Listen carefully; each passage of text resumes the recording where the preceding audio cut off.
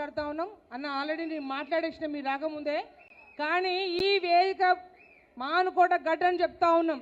రేవంత్ రెడ్డి నువ్వు ఏదైతే అడ్డగోలు నువ్వు తొండలు తొలుతా అంటున్నారు, కానీ ఇక్కడ మానుకోట ఉన్న బీఆర్ఎస్ పార్టీ కార్యకర్తలు నీకు ఆనకొండలు వదులుతాను, గుర్తుపెట్టుకో. నువ్వు ఆనకొండలు నువ్వు నీ అమ్మ అని మాట్లాడినావు, కానీ ఒక్కసారి మాట్లాడే ముందు నీ తల్లిని కూడా జ్ఞాపకం చేసుకోవాల్సిందని చెప్పి జ్ఞాపకం చెప్తా ఉన్నా నేను.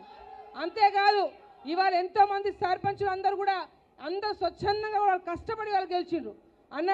వేదిక నుంచి జిల్లా పార్టీ తరఫున, ఎందుకంటే ఏదున్నా ఎస్సీ ఎస్టీలు గిరిజన ప్రాంతం ఎక్కువ మంది ఉన్న ప్రాంతం మాది కాబట్టి రేపు ఎంపీటీసీ జడ్పీటీసీ ఎలక్షన్లో మీరు పెద్ద మనసు చేసుకొని మా మానుకోట జిల్లా మీద పెద్ద చూపు చూడాలని చెప్పేసి మనస్ఫూర్తిగా కోరుకుంటా ఉన్నాం. ఎందుకంటే రేవంత్ రెడ్డి పీట కదలాలంటే ఈ మానుకోట గడ్డ నుంచే మొదలు కావాలి. యూరియా కోసం రైతులందరూ లైన్లలో నిల్చుంటే ఇక్కడ ఉన్న ఎమ్మెల్యేలు కాంగ్రెస్ పార్టీ ఎమ్మెల్యేలు ఏమంటున్నారు? యూరియా కొరత లేదట, ఇబ్బంది లేదట. పోయేళ్ళు ఓ రైతు అంటున్నాడు, మాట్లాడే ఎమ్మెల్యేలకు బుద్ధుందా, సిగ్గుందా?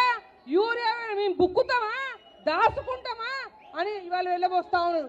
కాబట్టి ఒకటే తెలియబరుస్తా ఉన్నాం, కేసీఆర్ గారి నాయకత్వం రావాలి, యువ నాయకుడు కేటీఆర్ గారు ముఖ్యమంత్రి ఖచ్చితంగా కావాలని చెప్పి ఇక్కడ ఉన్న యువకులందరూ మీరు గమనించాల్సింది ఒకటే అన్న.